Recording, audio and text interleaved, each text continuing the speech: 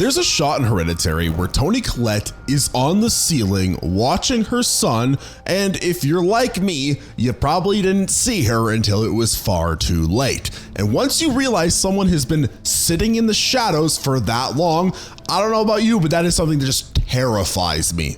You just feel stupid after seeing her because she's been in the frame for 8 seconds, just clinging to the wall above him while he's completely unaware that his possessed mother is hovering over him. That technique, hiding things in the backgrounds of shots where your brain doesn't expect them, shows up in way more horror movies than just Hereditary. And some of these are so subtle that I have missed them on my second watch, which honestly made me question whether I should be allowed to review movies at all. Y'all should fire me.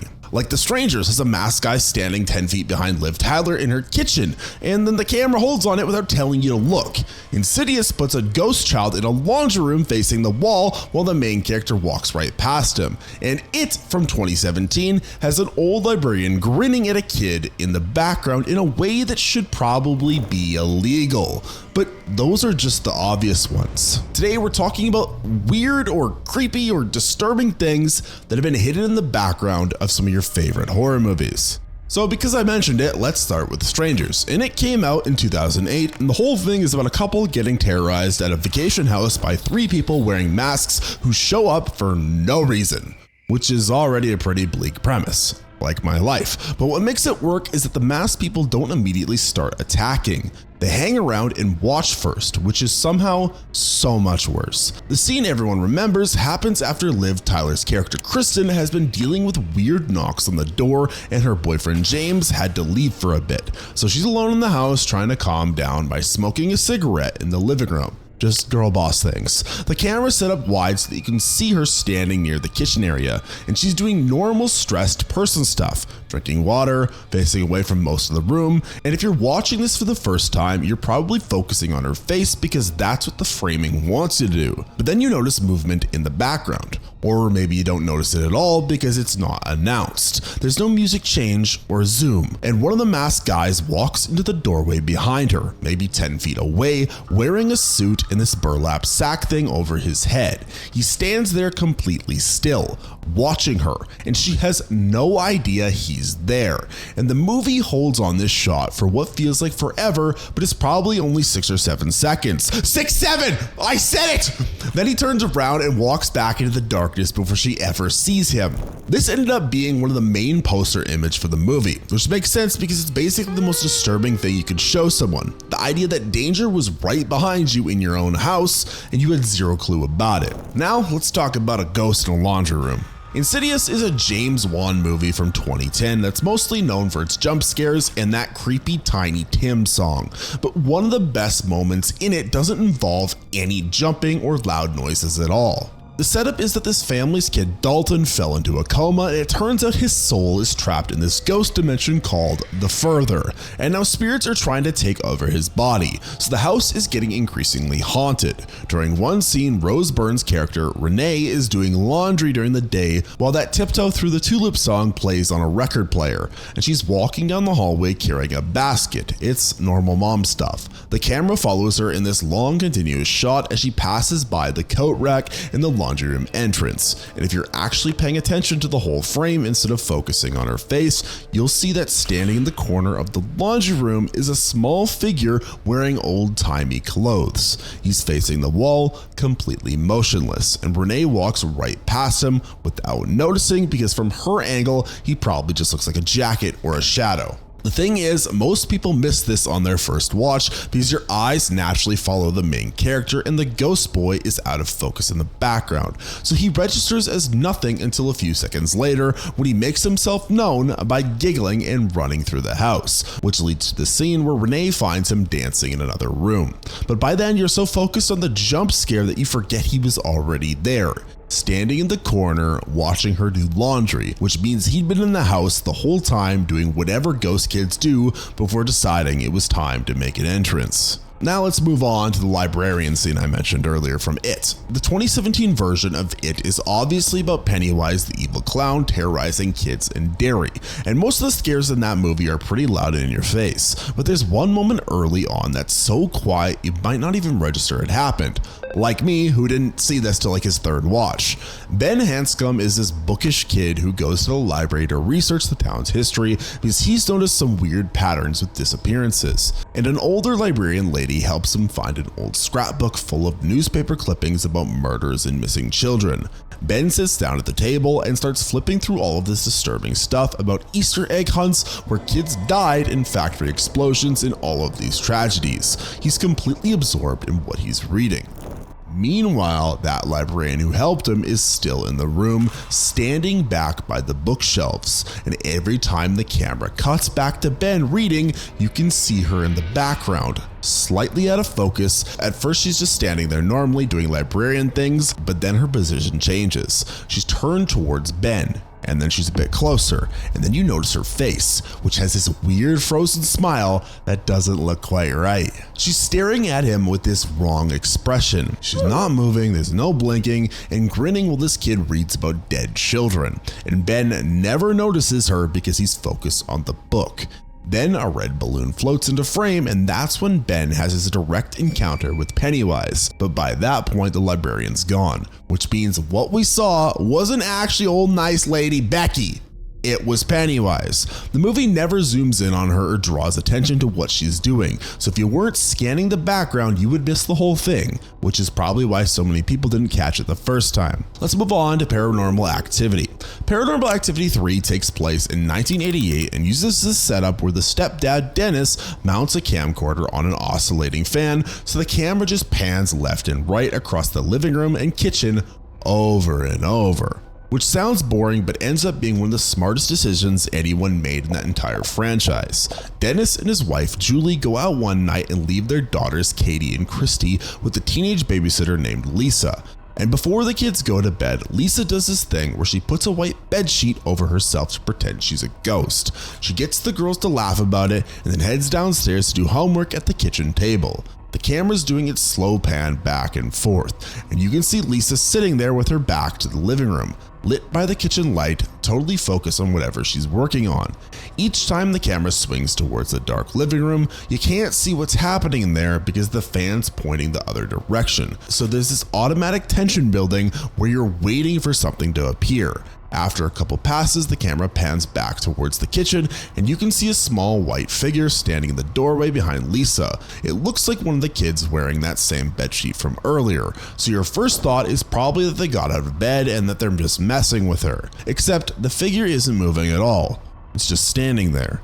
And when the camera swings away and comes back, the figure's gone.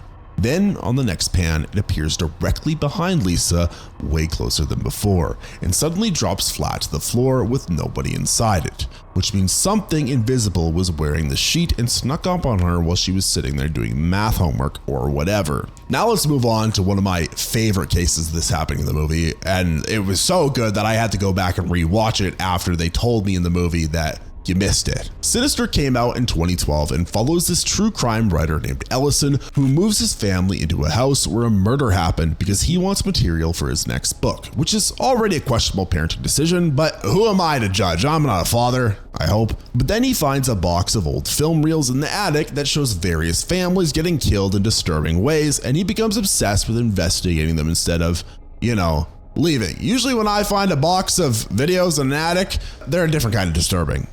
Yeah. What Ellison doesn't realize is that the more he watches these films, the more he's inviting in the demon Bagul, which is like what I like to tell myself when I watch too many demons. Anyways, and he also invites in the spirits of the children that Bagul has corrupted. And those ghost kids start appearing around the house constantly. There are scenes where Ellison's walking through dark hallways at night thinking he heard a noise, and the camera will show him from behind or from an angle where you can see adjacent rooms, and there'll just be a pale kid with dead eyes standing in a doorway watching him, then ducking out of sight when he turns around. Another time he's up in the attic looking through the evidence and doesn't notice one of the ghost children watching him from the attic entrance gap or peeking around corners, and these aren't loud movements. The kids make no sound at all, even though children are normally pretty noisy. They're following Edison around playing this twisted version of hide and seek where they're deliberately staying just out of his line of sight. What makes it worse is that these are the same kids from the murder films, so you can sometimes see throat wounds or other signs of how they died. There's even a sequence where ghost kids are literally running circles around Ellison in his own home. One darts right behind him as he walks to the kitchen, and he doesn't notice any of it because he's too focused on his stupid book research. Let's now talk about The Exorcist. The Exorcist from 1973 is famous for being one of the scariest movies ever made and for making people leave theaters feeling sick. But part of what made it work wasn't just the possession stuff that you can see clearly. Director William Friedkin also inserted quick flashes of a demon face throughout the film that your conscious brain barely registers. The face belongs to the demon Pazuzu, who's possessing the little girl Regan, and it shows up for maybe a quarter of a second at a time in scenes where nothing supernatural is supposed to be happening yet. The most talked about example happens when Regan's mom Chris is alone in the kitchen at night and the power's flickering, and for just a few frames the screen flashes this pale corpse face with dark eyes and sharp teeth against the black background of the stove hood. It's so fast that when you're watching it, you're not sure if you actually saw something or if your eyes played a trick on you. The same face appears during Father Karras' nightmare sequence and later during the exorcism itself, popping up in the darkness near Regan's bed for a heartbeat before vanishing. And Friedkin did this on purpose because he wanted audiences to feel unsettled without exactly knowing why. Your brain catches the image on some level even if you can't consciously identify what you saw, which means you're left with this vague feeling of dread that doesn't have an obvious source. Back in 1973, some viewers genuinely thought the movie was messing with their heads in an unfair way. And they were right. Inserting subliminal demon faces is about as subtle as hitting someone with a hammer, except the hammer's invisible and you can't prove it exists until you go frame by frame. This guy invented gaslighting. And speaking of gaslighting, let's talk about The Descent. The Descent is a 2005 movie about 6 women who go caving and get trapped underground after a collapse, which would be scary enough on its own, but then it turns out there are these pale humanoid creatures living down there who eat people. So the whole trip goes from bad to significantly worse pretty quick. What's smart about the movie is that it doesn't reveal the creatures right away. For the first chunk of the film, it's just the claustrophobia and darkness doing all of the heavy lifting. But if you're watching carefully, you'll notice the monsters are actually there way earlier than you think. The women are using headlamps and flares to see as they move deeper into the cave systems. The camera will sometimes linger on a dark tunnel behind them or pan across a section of cavern wall. And there'll be a silhouette of something standing against the rock that's vaguely person-shaped, but wrong somehow. It's so dark down there and the lighting's so limited that these shapes could be stalagmites or just weird shadows from the flares, except then one of them shifts slightly and you realize it's been watching the whole time. The director Neil Marshall deliberately hid the creatures in the background using just their outlines, letting them blend into the cave environment because that's what a predator would actually do. Wait in the darkness until the right moment instead of announcing itself. By the time you get to the famous night vision camera scene where one of the women see a crawler up close for the first time, a bunch of viewers are already on edge because they thought they might have seen something earlier but weren't totally sure. That uncertainty is worse than just showing the monsters immediately, because now you're paranoid about every dark corner and every rock formation, wondering if it's going to stand up and start moving towards you, which is exactly what the movie wants. Now let's move out of caves and talk about the forests. The Ritual is this 2017 British film where 4 friends go hiking through a Swedish forest to honor their dead friend. And they end up getting lost and encountering an ancient monster that's apparently some kind of Norse god offspring, which seems like poor planning on their part, but that's what happens when you take weird shortcuts through the creepy woods. Don't do that. The creature design in this movie is genuinely weird. It's this massive thing with branch-like limbs and a body that's part elk, part human, part I don't know what.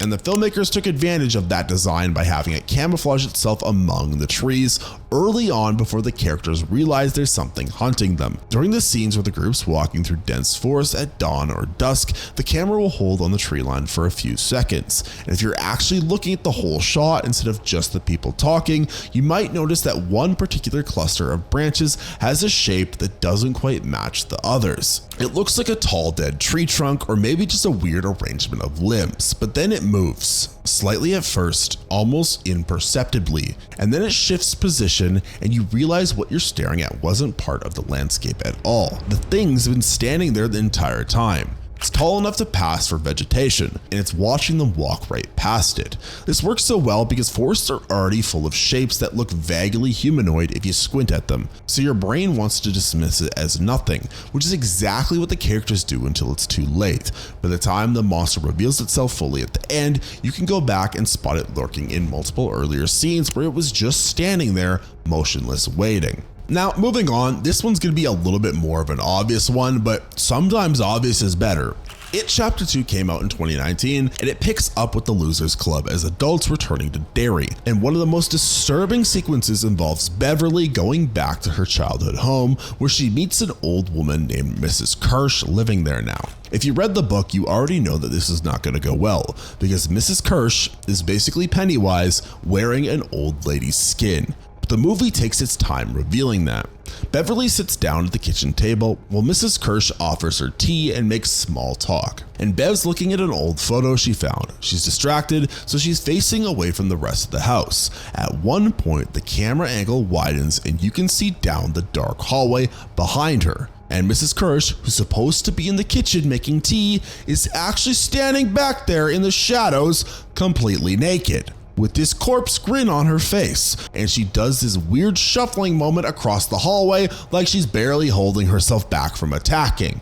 The whole thing lasts maybe a few seconds and happens while Beverly's focused on the photo, so she misses it entirely. But the audience gets this glimpse of what Mrs. Kersh really is before the big transformation scene happens. It's disturbing for a lot of reasons. The nakedness, the wrong way she moves, the fact that she's clearly enjoying herself back there while pretending to be normal. And also because it confirms that Pennywise has been toying with Beverly from the moment she walked in that door. How come the old lady can do it and she's fine to do it? When I do that type of stuff, it's a problem.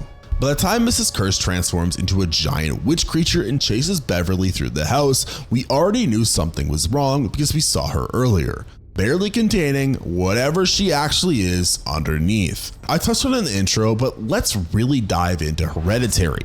It came out in 2016 and it's Ari Aster's first movie, which is impressive because most directors don't start their careers by traumatizing an entire generation. But here we are. The plot involves a family getting destroyed by a demon cult that the grandmother was secretly part of, and by the climax, the mom Annie has been fully possessed and turned into something that moves in ways people shouldn't be able to move. There's this scene near the end where the son Peter wakes up in his dark bedroom after his dad just burned to death downstairs, and Peter's calling out for his mom in this broken voice because he has no idea what's happening or where she is. The camera's set up wide so you can see Peter sitting on his bed and most of the room around him, and your attention's naturally focused on his face because he looks terrified and you're worried about what's going to happen to him next. What you might not notice at first, and a lot of people didn't notice until it was too late, is that Annie is already in the room with him, clinging to the ceiling in the upper corner like some kind of spider, just watching her son in complete silence. She's barely visible because she's pressed into the shadows up there and the lighting's dim, so unless you have your screen brightness cranked up or you specifically know to look for her, your eyes will probably skip right over her because human brains don't expect to see people on the ceiling. When you finally do spot her, it's genuinely sickening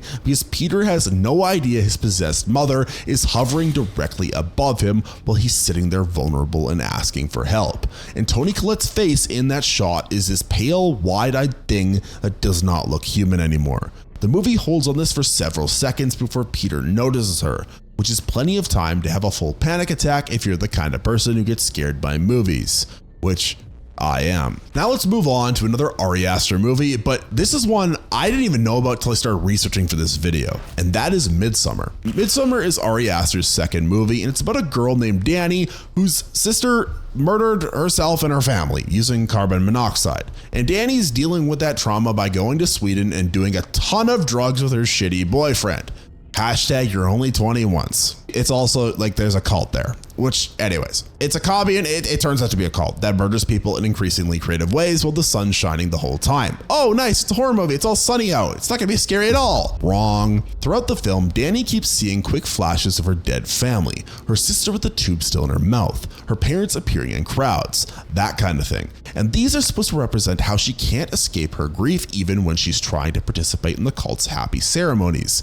The The most disturbing example happens during the scene where Danny wins this dance competition and gets crowned the May Queen, which should be a great moment for her, but it's also the end of the movie and it is traumatizing. Anyways, the villagers lift her onto this wooden platform and carry her around in celebration. While this is happening, you get to see it from multiple angles, and at one point you can see the tree line behind Danny, and if you look at how the sunlight's hitting the leaves and branches, you can make out her sister Terry's face hidden in the foliage of the shot where she died. Look at that! I did not see this at all, and I've watched this movie probably 5 times. The image is not clear or focused. It's more that the shadows and light form her features. There's one cloudy bulging eye, the exhaust hose in her mouth, the expression she had when she died, and it's there for just a moment before the camera moves on.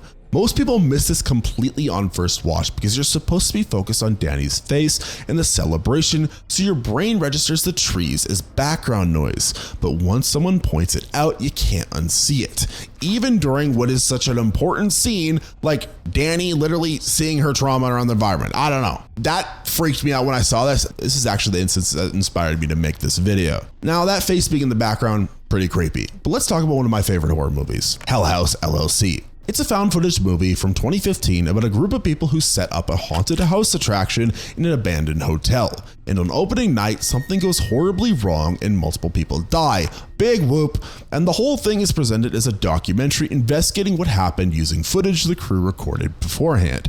The gimmick here is that throughout the movie, you're watching the staff set up props and test scares and rehearse their haunted house routines. And they've got mannequins positioned around the building, a clown here, a bartender there, standard haunted house stuff. Except if you're paying close attention, during these setup scenes, you'll notice that some of the props aren't actually mannequins at all. They're the hotel's ghosts standing perfectly still and pretending to be part of the attraction. There's a scene where the crew's filming in the basement bar area and you can see the bartender mannequin in the background. And if you watch carefully, his eyes move or his head shifts slightly, which should not happen because he's supposed to be made of fucking plastic and foam. Another time there's someone standing in a hallway holding an axe and the staff assumes it's one of their actors getting into position. Except later they confirm nobody was assigned to that spot, which means it was someone else just hanging out watching them work. The creepy part is that by opening night, several of these entities have integrated themselves into the event, walking around among the actual staff and customers, and nobody realizes they're not human until way later when investigators go through the footage and piece together that some of the people visible on camera were never on the payroll. The hotel was haunted from day one, and these spirits were literally photobombing the documentary, standing next to the living people like they belonged there. It's also a huge clue that you don't know until the end of the movie that the person that they are interviewing doesn't actually exist. She's dead.